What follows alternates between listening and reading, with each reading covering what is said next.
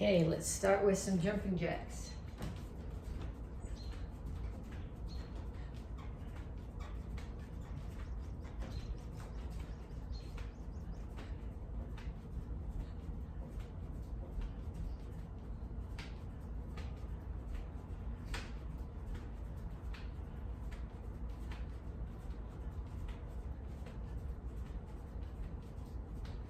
And then punches.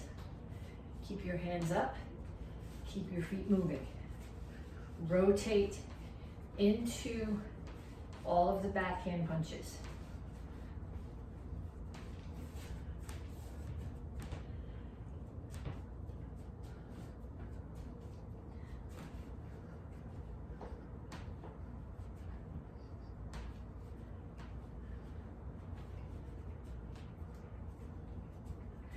And knees.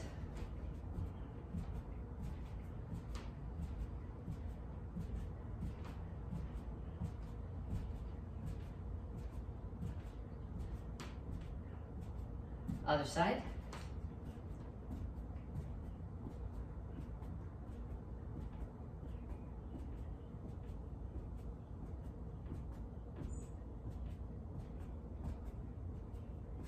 And shuffle side to side. If you want to, when you get to the limit of where you can go sideways, add a couple more punches.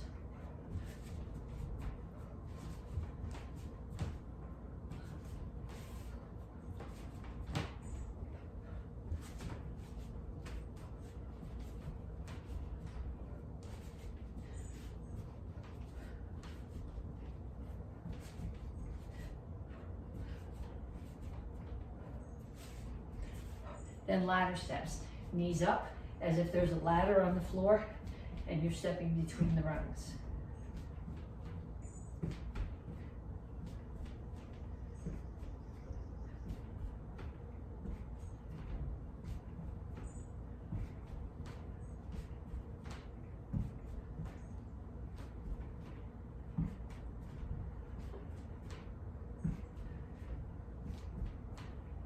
And kicks, front, side, back.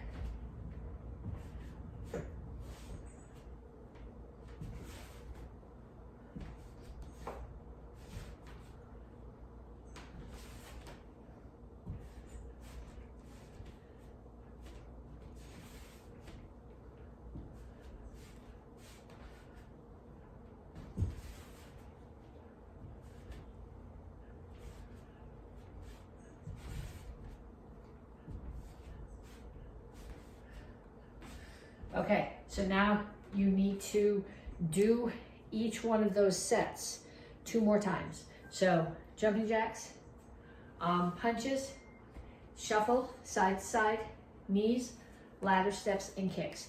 30 seconds, 2 more times through. And then come back to me to stretch. Okay, reach for the ceiling. Reach straight out to the front. And reach for the floor.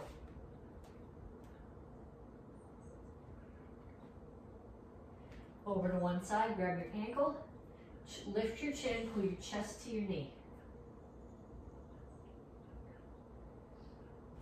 And down in the side stretch. Both heels on the floor.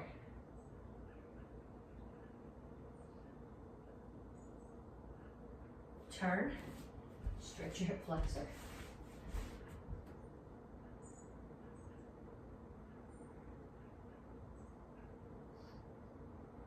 Come to the center, toes straight forward, push your knees out. Other side, grab your ankle.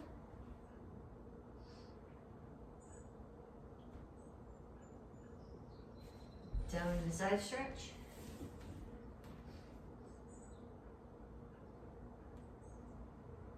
And then turn and stretch your hip flexor.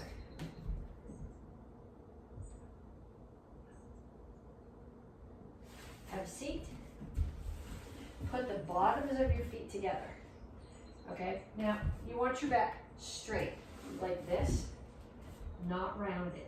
So if you can grab your ankles, don't grab your toes. Whatever you do, don't grab your toes, that stresses your ankles. If you can grab your ankles and put your elbows inside your knees and still keep your back flat, do that and push down. If grabbing there rounds your back, then put your hands here instead and just pulse your knees down. But the goal, you want your back flat, not rounded.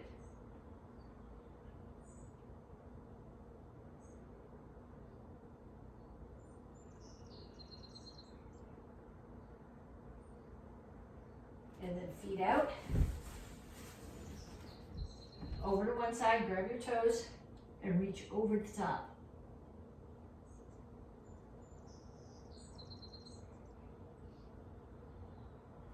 Other side.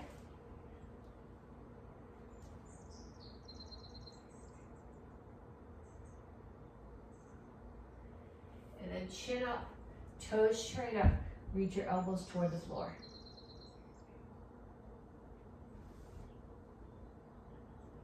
Keep your chin up. Don't come here. That doesn't stretch your back nearly as well. Okay, pull your feet in.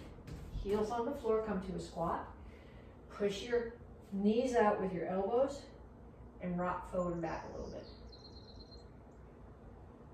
Okay, then put your hands down on the floor and straighten out your legs. Tuck your chin, round your back. Then lift your chin and push your chest toward the floor. Tuck your chin, round your back. And chin up, chest to the floor. Okay, then cross your feet, one in front of the other. Again, lift your chin, reach your chest down towards your front leg. You should feel this in your hamstrings. And switch feet.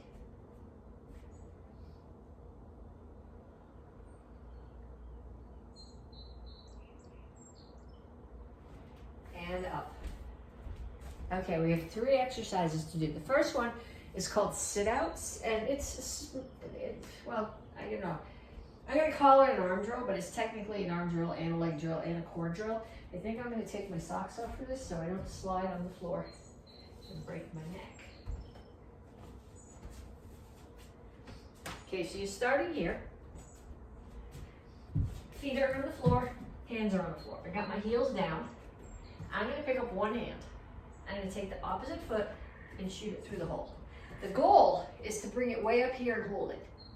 If you can't get it there, straight out is okay. Straight out and reach is harder. If you can't get it there, pull it through and touch the floor with it, and then pull it back. So one hand comes up, so the opposite foot. So pick my right hand up, my left foot is gonna shoot through the hole, and then back. And pick my left hand up, right hand shoots through the hole, and back. Right hand up, left foot through the hole. Okay, if you want more of a challenge, put something there to kick. Okay, I'm not gonna kick the leg of my kitchen table because I don't really wanna knock the table over, but if you have a heavy bag or you have a soft couch, put that where you can't quite reach. So pick up your hands, take your foot, come through, and reach and touch your foot to whatever the target is. That'll force you to stretch a little bit. It puts more stress on your core when you do it. Okay? So 1 minute of those, alternating sides.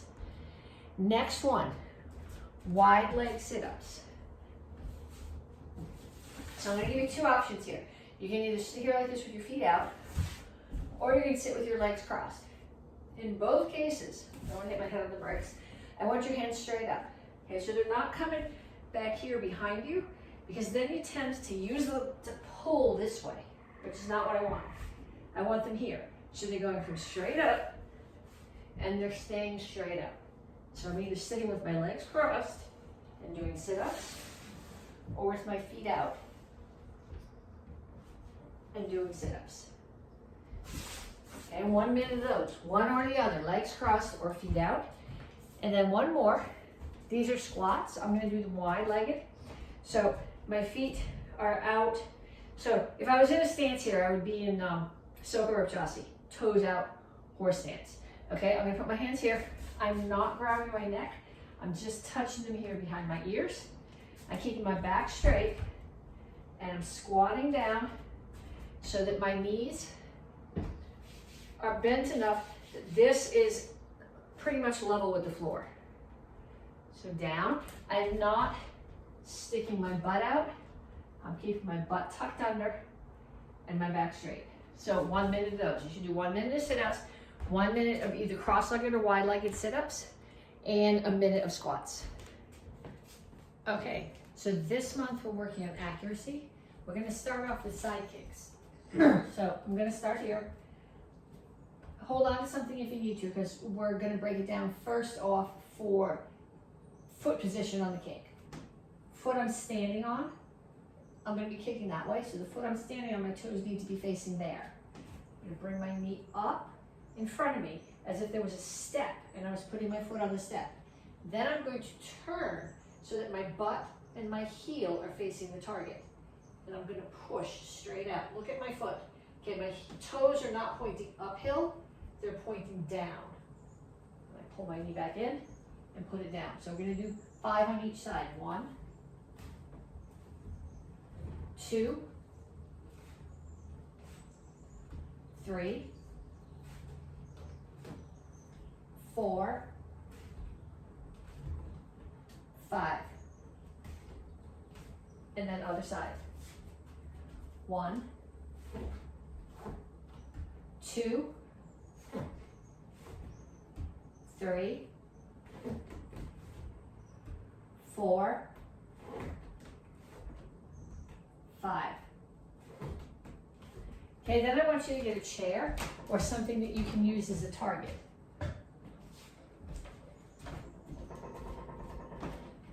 Okay, so I'm going to put the chair here, and I'm going to pick the top of this middle rung as my target. So I have to hit that, not hard enough that I send the chair into the next room, but I have to hit that with the heel of my foot. So 1, 2. I guess that's a little bit low. I think I'm going to come right to the very top of the chair. 3, 4, 5, and 5 on the other side. 1, 2, 3, 4, 5. Okay, then you can get rid of that target, and we're going to change the thought a little bit. Okay, so you're playing baseball. Pitcher throws the ball at you. You got to hit the ball square if you want it to go flying back out into the field. If you just catch the edge, it's going to bounce off. So I want you to think about hitting the center of your target with what's coming at you. I mean, the center of the target that's coming at you with the heel of your foot. Okay, so have somebody hold up a hand for you right now and think about going nice and slow and putting your heel right in the palm of their hand. Okay, then what I want them to do is I want them to take a ball and toss it at you, and I want you to hit it with your side kick. A bouncy ball, not a basketball or baseball or one of those, the ones that we use to play dodgeball. If you don't have that, use a small pillow. If you have a focus pad in your house, but somebody's going to throw something at you and you're going to hit right at the center of the target. Okay, if you don't have something like that, get a piece of paper. Have them drop the paper, and as it comes by, kick it. And the goal is to have whatever you're kicking go straight back out away from you. You don't want it to go up or down or off at some oddball angle. Okay, so I want you to hit 10 moving, either coming at you or dropping targets with a side kick with each leg. Okay, so this month we are working on accuracy, and I'm going to pull out from each of the forms 1 or 2 details and beat those details to death for accuracy. Okay, so for basic form 1, I'm seeing a lot of holes in this particular skill in live classes. Okay, so I can't do this because I'm in the kitchen. What I want you to do is I want you to go out in your driveway with a piece of sidewalk chalk. And I want you to draw, I want you to stand. Okay, people say, how wide should your stance be? And other people say it should be shoulder width apart. It's got nothing to do with how wide your shoulders are. is got to do with a combination of how long your legs are and how flexible your legs are. Okay, my legs are very long and they're very flexible. So my stance is really big. If your stance is longer, if your legs are shorter or you can only reach there, your stance is going to be smaller. So for me, the stance is if I just put my feet out and I stand and I feel like I'm in a solid place. This is about how wide I want my stance to be. And then whatever my distance is from side to side, I want the same distance from front to back. So I want you to figure out where's a comfortable spot to put your feet, and then I want you to go out in the driveway with a piece of sidewalk chalk and draw 2 lines, probably about 10 feet long, as if they were coming straight out from your feet. Okay, then I want you to start here. Your head's not going up and down, it's staying at the same height. So this requires some quad strength. If it hurts, keep doing it anyway. It's muscles. If your joints hurt, stop. But if your muscles hurt, I don't care. So you keep your head where it is. You can take your back leg, you're gonna bring it in to touch the front leg. That's called the index. And then you're gonna bring it back out to the line. And when your feet are on the line, your toes are pointing straight down the line. Okay, so if your heel's on the line and your toes facing off that corner, now your chest is off that way and you're not straight. And when you hit something, just like the drill that we did at the beginning with the side kick where you want to hit square on, if I'm off like this, I'm not hitting my target square on. I need to be here. Okay, so that foot comes in, touches the front one, and steps out. Feet are still on your lines. I don't have lines because I just assume not draw lines on my wooden floor in my kitchen. But in and out, in and out. And then the same thing going back. Front foot touches the back one, and then down the line.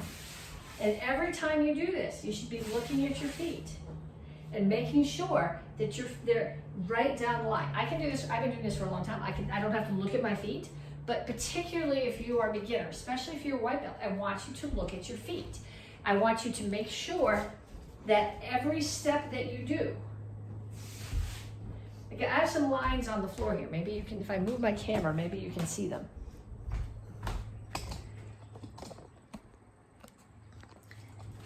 Okay, so can you see where the planks are? So I got 1 foot here and 1 foot here. Okay, so here's this line and here's this line. I'm gonna step in and right back out to this line. And in and right back out to this line. And same thing, in to the line, in to the line. But my toes are not this way. They're going exactly in the same direction as the line. Okay, so I want everybody, particularly the beginners, particularly the white belts need to practice this, but I want everybody to do this. Go out in your driveway, make your 2 parallel lines, and back and forth at least 10 times. If you're a black belt and you're going, this is really too easy, what I want you to do is I want you to add a different hand technique for every, so one hand technique going forward, another one coming back, a different one going forward again, a different one coming back. So then you change it up a little bit. Okay, so that's my accuracy technique for basic form 1. My accuracy technique for basic form 3, again, is your stance where you're traveling down the eye. When I do this, I'm gonna bring the camera back over here and put it on my feet again for a second because I have these lines between the boards on the floor. Okay, can you see my feet? I got my feet, my heels are on the line, so this is my line. My heels are on the line and my toes are at 45 degrees. Okay, I'm hitting a target to the side. So this lets me push my weight into my target. If I put my feet this way, when I hit here, whatever I hit is gonna roll me back and roll me right over that ankle. So I'm gonna injure my ankle and it's not gonna be an effective strike. Okay, and then the other thing you need to think about when you do this, well, actually, there's a bunch of things you got to think about, but I'm here. Okay, this is not where you need to be. You need to have your shoulders over your hips. Your back needs to be flat. You're not stepping like this. I'm going to turn my chest in the direction that I'm going. Step straight through so that all my feet are facing forward. Plant this foot and then rotate and settle back into my stance. Not here, but here. Turn my feet so my chest is facing forward, all my toes are facing forward. Straight through and settle. And then back in the other direction. Turn step, settle, turn, step, settle. Okay, so I want you to go back out in your driveway. You make 2 lines for your front stance, for your Untitled chassis. I want you to take one of those lines and go down and back, and down and back with your horse stance. Okay, this is for everybody can do this drill. Even if you're a white belt, you can do this drill. I'm not learning the form, this is just a drill. So I want everybody to practice that. Okay, then the next drill that we're gonna do is from Hang on Oidan. And this is about different cat stances or things that look like cat stances. Okay, we have 2 cat stances, 3 that kind of look like cat stances. 2 of them we have names for, 1 of them we don't.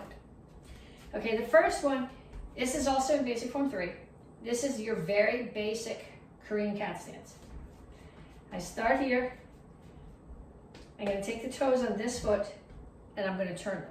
So this heel is on the line. This whole foot is on the line. I'm going to, the stance is not about picking up your heel. The stance is about traveling your head that way. So I'm going to travel my head that way by pushing here. Okay, I'm not doing this. That puts me off balance. I'm pushing here. So as I push here, this knee bends a little bit.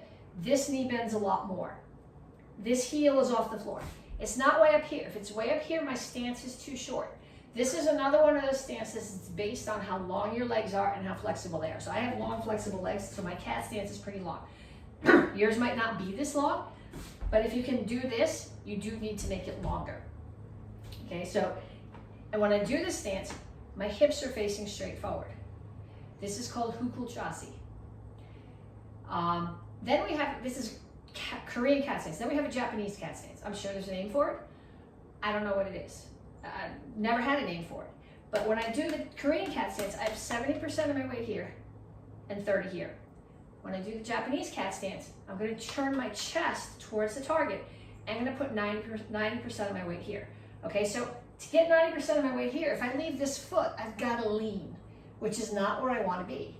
So I'm going to take this foot, I'm going to drag it in very close. Okay, this knee is bent. If you're doing this right, you're going to feel a little bit of stress in this knee. This foot is in exactly the same place it was for the Korean cat stance. These toes are still in that direction, but what I'm doing is turning my hips. So now my heel is much higher off the floor. I have 9% of my weight here and just 10% here. So I can actually pick my foot up and kick without having to change my stance at all. Okay, so Untitled chassis, Japanese cat stance. I'm sure there's a name for it. I don't know what it is. But I want you to do that transition on both sides. So 1, and then on the other side, 2. Okay, so I want you to do that transition 10 times on each side. Then we're going to do rear leaning stance. Okay, rear leaning stance is not really a cat stance. I guess it's sort of a cat stance. If you're calling a cat stance, a stance where your weight is off one of your heels, but it's cool chassis, like Kool-Aid. Okay, so I'm going to start in Soko Rip chassis. This is a much longer stance.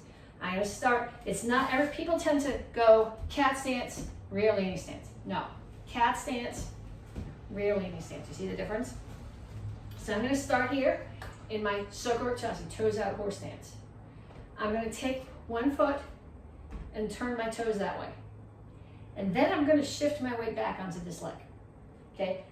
I am taking the weight off that heel. I'm not picking the heel off the floor. Okay, so you're going to start here. I get 60% of my weight here and 40% here. I'm going to pull back to a cat stance, 70-30. And then I'm going to do the same thing on the other side. Turn, settle my weight back, 60-40, pull back, 70-30. And I want you to do that on both sides. Okay, so skills from each form. Everybody can do these, doesn't matter what rank you are. Then the last one that I want to do is I want to practice using your momentum, your knee, your rotation to pull you around. Okay, so I'm going to start here, I'm going to step forward, I'm going to pick my knee up, and I'm going to open my knee and spin and step. Pick up my knee, open it, and spin. So what's happened, this motion, my hip opening, the knee is what you're seeing leading, but the hip opening is what's making me move. So I want you to start here, okay? Pick up your knee, spin. Pick up your knee, spin. Don't do them all in the same direction. Go one way and then the other way, or you're going to make yourself dizzy, okay? 10 in each direction. Okay, today we're going to talk about hook punches. Okay, this is not a hook punch. That's a haymaker. A hook punch, you're in close to somebody. I think for this we probably need to change our angles. When you throw a hook punch, you're in close to somebody and you just lift your elbow and rotate your hip. So you're in close and you're hitting them here or here. Okay, so what I want you to do to start is get a partner. Have them get pads and hold them out here like this. I don't want them to hold them here because then if you have control issues, you can hit them in the head. But then I want you to throw hook punches. 1, 2, 3. So I want you to do 10 sets and then take the pads from your partner and have them do 10 sets. And then we're going to talk about blocking hook punches. Okay? My preference when I'm throwing a block, when I'm blocking, is to step to the outside. Because if you step to the inside, then you're standing in here and they can still hit you. However, a hook punch, they're in really close, it really doesn't lend itself to getting outside. So you're really generally coming in. So we're going to do a couple of different blocks for a hook kick, for a hook punch. We're not even talking about kicks. I don't know why. The first one we're going to do is just blocking inside like this. Okay, so person throws a hook punch and you just block. We're not doing any counters today. We're just going to do a bunch of different blocks for a hook punch. So they throw the punch, you block. Doesn't matter which side you're on. They throw the punch, you block. So what I want to happen right now is I want your partner to throw 10 hook punches and you're going to block 1, 2, up to 10, and then the same thing on the other side. And then we're going to do one where you're stepping in even closer.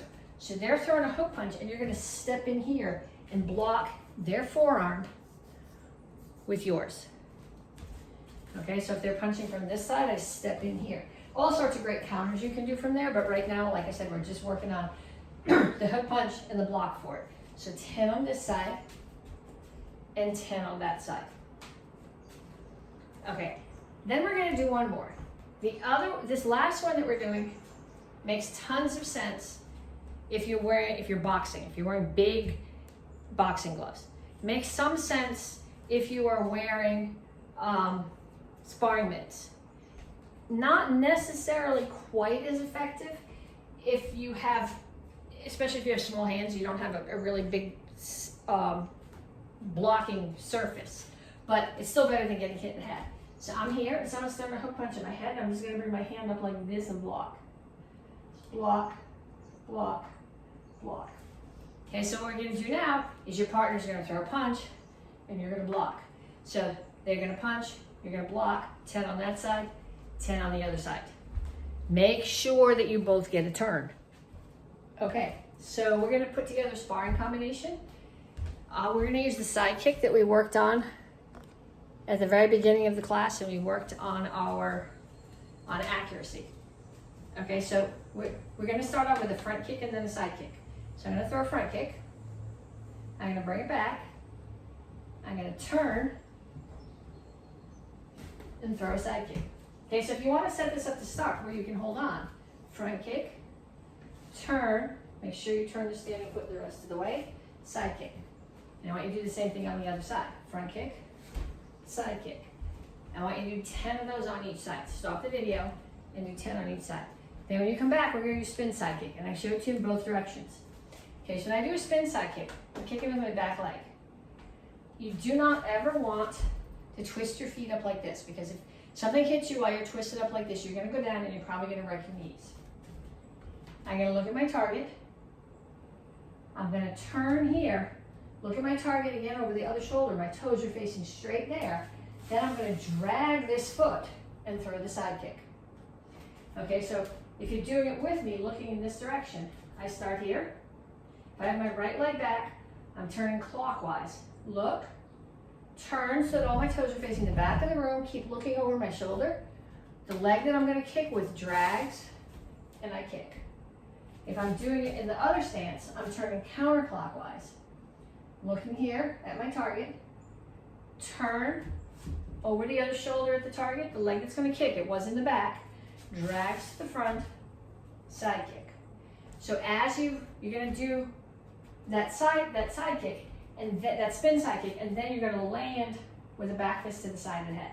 So what I've done, somebody's coming at me, I spin, I side kick, I hit them here with my foot, and as they're landing, I hit them with my hand in the side of the head. So you're going to do front kick, side kick, spin side kick, back fist. Okay, so going this way, it's front kick, side kick, spin side kick, back fist. Okay, so I want you to get a partner now. If you have focus pads in your house, focus pads are ideal. If you don't have focus pads, little pillows, pot holders, pieces of paper, that's fine. But I want your partner to hold targets for you. And I want you to think about working on accuracy, hitting the target with the right part of your hand or foot. So when you do the front kick, you're hitting with the ball of your foot. When you do the side kicks, you're hitting with your heel. And when you do the back fist, you're hitting with the back of your fist. So your partner's going to offer you the target, and you're going to throw front kick, side kick, spin side kick, back fist. Okay, so if you need to practice that in the other direction, front kick, side kick, spin side kick, back fist. Okay, so your partner's going to hold it for you. You're going to do 10 sets. Then you're going to hold it for them, and they're going to do 10 sets. And if you're going, everybody in my house doesn't take karate, that's okay. One of the best ways to learn how to do something is to teach it to someone else. So teach them the combination.